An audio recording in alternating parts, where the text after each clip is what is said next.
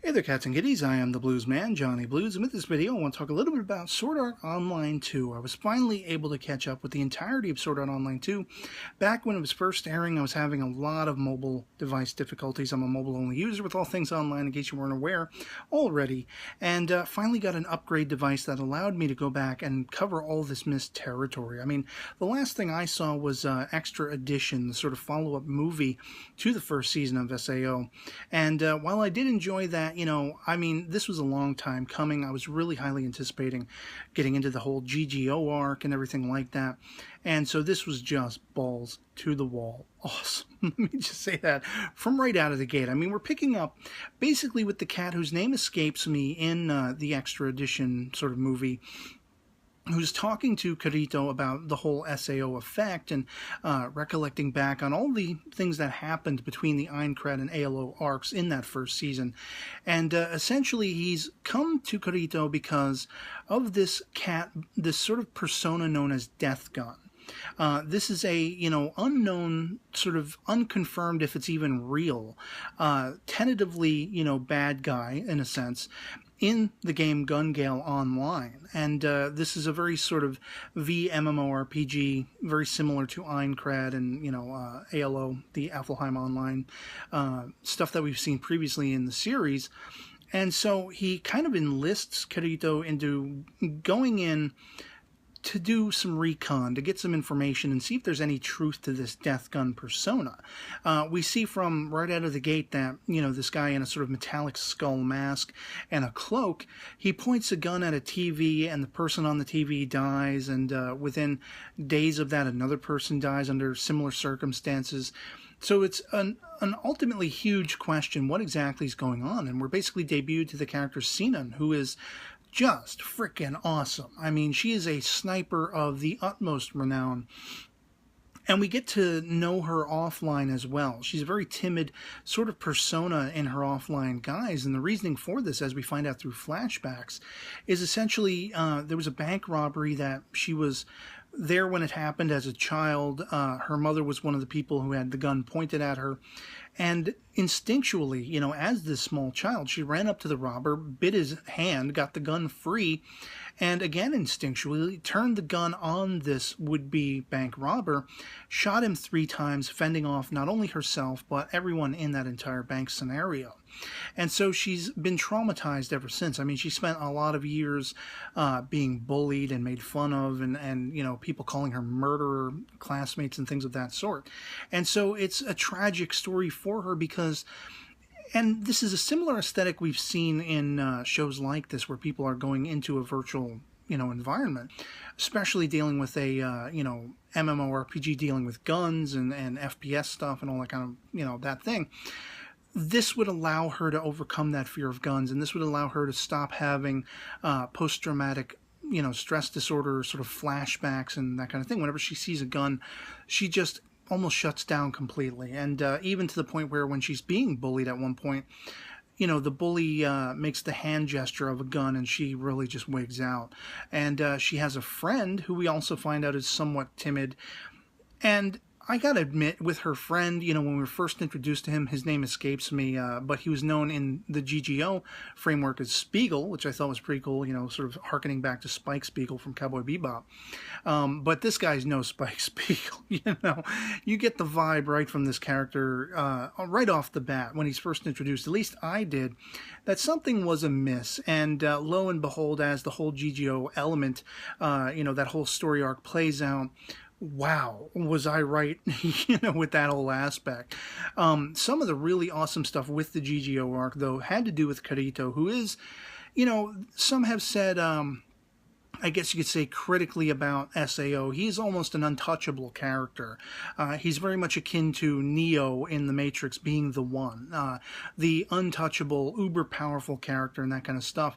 And I can see where they're coming from with that, but at least in the GGO arc, he was a fish out of water. It wasn't his sort of, his usual stomping ground, if you will, even though he did utilize a sword of sorts, which was very much throwback to Star Wars. A lightsaber sword is basically what he was using in, a Gun Gale Online, a game primarily talking about guns and weaponry and that kind of stuff.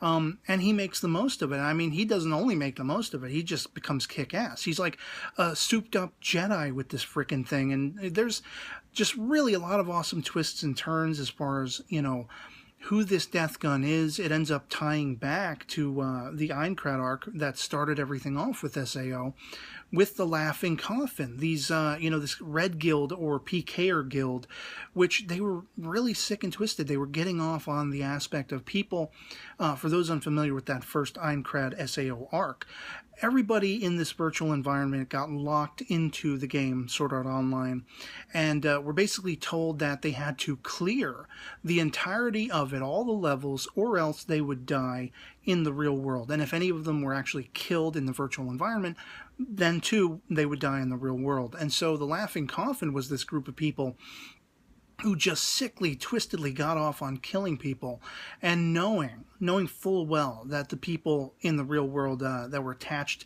to the virtual headsets and everything like that, the nerve gear, whatever it was called, would pass away, would die of heart failure or brain failure, all these kinds of things.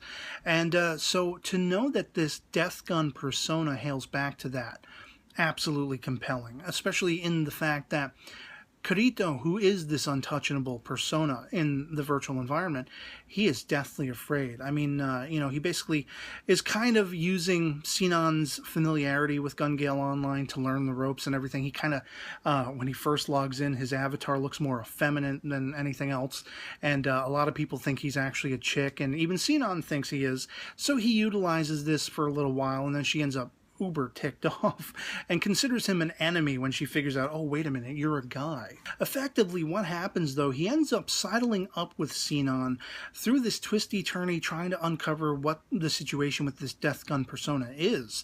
And it coincides with her own plight, this idea of being fearful of having taken a gun and fended, off a bad guy from taking her life and her mother's life, which traumatized her so much. He asks her the question in the GGO arc, if you knew you could save others, would you still do it, by making that choice to kill somebody, to take someone's life? Because it's something he's very much holding on to himself.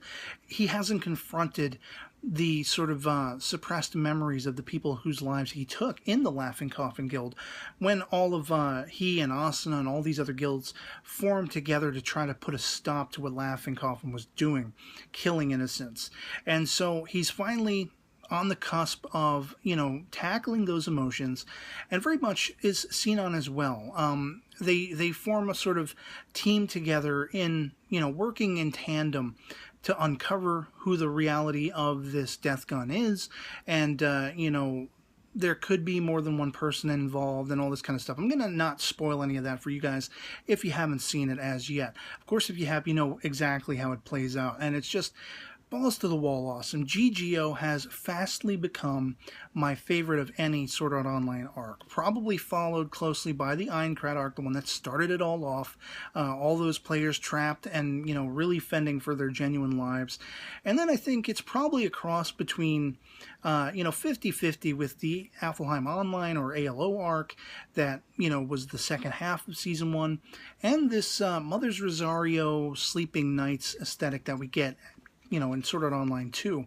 I did find a lot of it very compelling, and some of it, though, was a little perturbing and a little predictable. I mean, we have sort of a side quest episode or two that gets kind of awesome, where, they're all back in ALO, and they've invited Sinan over from Gun Gale Online, dealing with Norse mythology and, an ice king who's like a tyrant that they have to take down, and they have to free this princess, and, it's dealing with the Excalibur, which is something Kirito was really seeking to unlock for himself.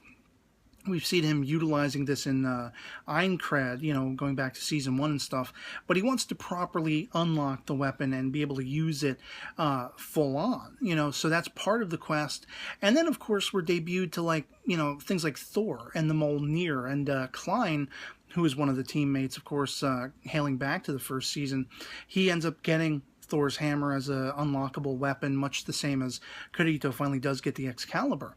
But then we really focus on this Mother's Rosario arc, or whatever the arc is actually titled, with the Sleeping Knights, with Asuna in her offline situation. I mean, she's living a sort of charmed life, but her mother is very business-like, business lady-like.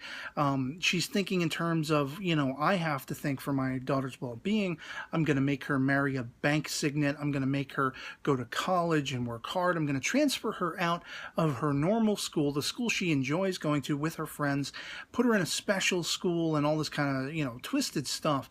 And Asuna, we can see why she spends so much time in the virtual environment where, Asuna basically gets involved in this challenge with the most, incredibly overpowered, hardest core swords person in ALO. And they really play the pronoun game for like the first couple episodes, referring to him as they. They never say he or she for the longest time. And it's like we're seeing Asuna building up in her imagination. She's basically envisioning a big hulking brute and everything like that. And from the first, couple of pronoun game they's, references and stuff like that to this person, I was like, okay, it's probably an undersized girl. It's probably like Akatsuki from, Log Horizon or something like that. Something completely unexpected, only it was entirely expected, at least to me. And that ends up proving true. And then there's this whole idea of, the reason why this Yuki character was looking for someone to match her abilities, which was kind of the crux of her introduction, is because her guild, the Sleeping Knights, they want to be able to enter this particular quest where if they, defeat the monster boss at the end of it, they will have their names permanently logged on this stone edifice for all time, for all to see as having completed that particular quest and all that kind of stuff. And there's a real emphasis on they want to capture this moment, and there's minced words and suggestions that there's something ominous, something off-putting about this entire scenario that nobody's comping to. And again, my sort of writer's imagination playing in effect, bounding off what they're doing, where they're not speaking what exactly the problem is. And there's references to this Yuki character having a secret, something that Kirito has actually uncovered on his own volition and all this kind of stuff. I'm like, watch, she's dying. Sure enough, that ended up being the case. She has a terminal illness because of a poorly, produced blood transfusion. She concocted or contracted AIDS, and she's actually been in this virtual environment all told for the last few years or whatever it is, or 11 years, something like that. And this was something Kirito was able to pick up on because nobody could be as super normally powerful in ALO as a sword fighter and all that kind of stuff to match and even go beyond his own capabilities without being what he referred to as full dive. In other words, they spend literally all of their time in the virtual environment so that they're better capable of, performing and utilizing their skills and abilities physically and everything like that, even more so than they could in the real world. And so this proves to be true, and it's really kind of coinciding with Asuna's own plight and troubles with her mother. The idea of finding courage to communicate with her mother and finding the strength of will. It's something that, Yuki's own deathbed situation really coincides with that and really teaches Asuna lessons that are very, invaluable by the end.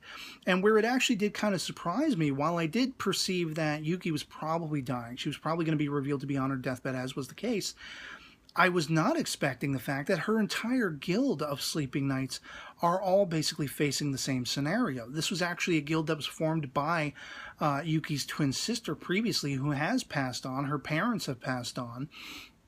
And so she's like the surviving member with these other, members of the guild, and each one of them is facing potentially not having long to live. We don't get all of the, details for every single one of them, and we don't really spend enough time with all of them for emotional impacts, but kind of, seeing them through Yuki's eyes and how well we get to know Yuki, and then seeing Yuki through Asuna's eyes, it just becomes tantamount emotionally, at least for me. I was finding myself misty-eyed several times over, and I don't know if the same could be said for, casual viewers of the series or viewers who haven't sustained losses in the real world. I'm somebody who lost my parents early on in life and grandparents and such like that. So I found this to be highly relatable and highly emotional, especially, in that Yuki comes to find Asuna to be sort of sisterly, taking the place of the sister she lost and all this kind of stuff.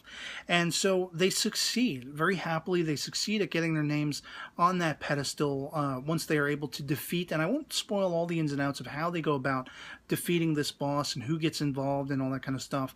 But by the end, it's very intriguing because, the thing that Yuki wants the most is to experience life again, the things that she hasn't been able to for so long. And all this time, we find that Kirito has actually been developing this technology that would allow their in-game, he and Asuna's in-game daughter, air quotes, Yui, to be able to travel around with them in the real world. He's very consumed by the idea of bridging the virtual realm and the real world and all that kind of stuff. And he's sort of a savant. He's been around this technology so long and he's studied so hard that he's come to the point where he can actually develop processes and techniques and devices that allow for this. So he kind of modifies it. And he's created this little camera hub that sits on Asuna's shoulder. And by linking it to, the apparatus that Yuki in the hospital is hooked up to, that allows her to interact in the virtual world, she's able to witness for the first time in like almost a decade the classroom. And, basically Asuna gets the teachers involved, so they have Yuki reading aloud in class and all this kind of stuff. She gets to be taken to see where her old home was by Asuna and all this stuff. And it's just both of them together form such a bond and learn so much from each other in Yuki's final moments. It just gets grand and beautiful, really, because of all the people involved, all the lives she's touched unknowingly. She doesn't have any appreciation for that whatsoever, how grand a scope she's actually affected. And so in her final moments, they go back into ALL one last time. Not only do the Sleeping Knights all appear by her side, but all of Asuna's friends, Kirito, Silica, Lisbeth, all of them, Yui, and then we also see all of the rest of ALO, all of the sort of fairies and all of the warriors, they all show up on this island where we were first introduced to Yuki. And that's where she passes on. And it's just such a grand spectacle.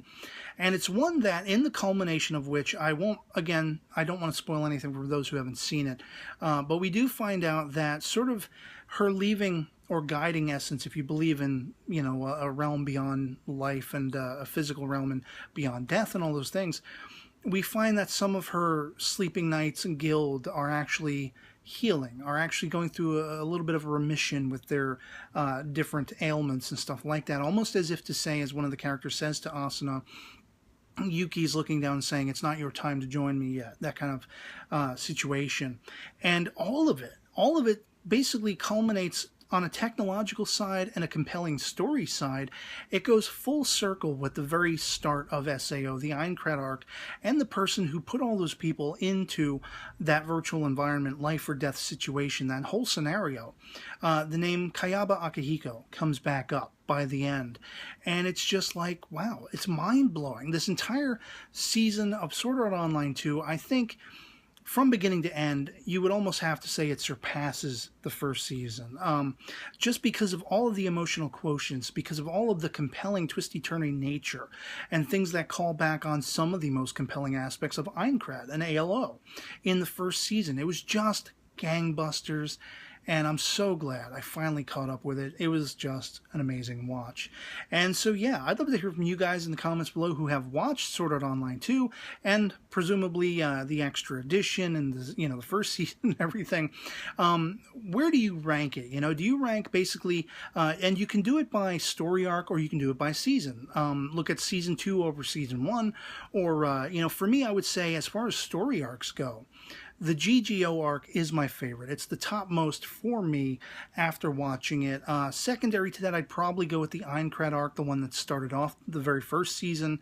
And then it's kind of, as I said, it's kind of a tie between the whole Mother's Rosario, Sleeping Knights stuff and the ALO stuff. Because I really feel like even though certain ALO elements were off-putting, There were some off-putting moments, I have to say, in the Mother's Rosario arc as well, in that there was a lot of tiptoeing around the point and not getting to the point, sometimes taking episodes to actually get to a revelation that was just becoming annoying when characters would just sign out and not say anything further, and you just kind of left hanging. And I'm watching this as a marathon. I'm not waiting week to week for every episode, and I'm still getting annoyed. And then there was also the sort of blurring of the lines and the uncomfortable factor in the ALO arc with, of course, Kirito's sister Suguha and her misinterpreting the person she was having a crush on in the game, and people were a little wigged out about the fact that it seemed as though she was having a crush on her brother offline as well, and that didn't sit well with me, but I feel like they made up for all of that in Sword Art Online 2, and then some. Really. So yeah, I'd love to hear how you rank it, how you rank the story arcs, from best to worst, or the seasons from, best to worst as well. And that's all I can pretty much say about it. So otherwise, I hope you enjoyed the video and that it finds you well. And I'll catch you all later. Peace.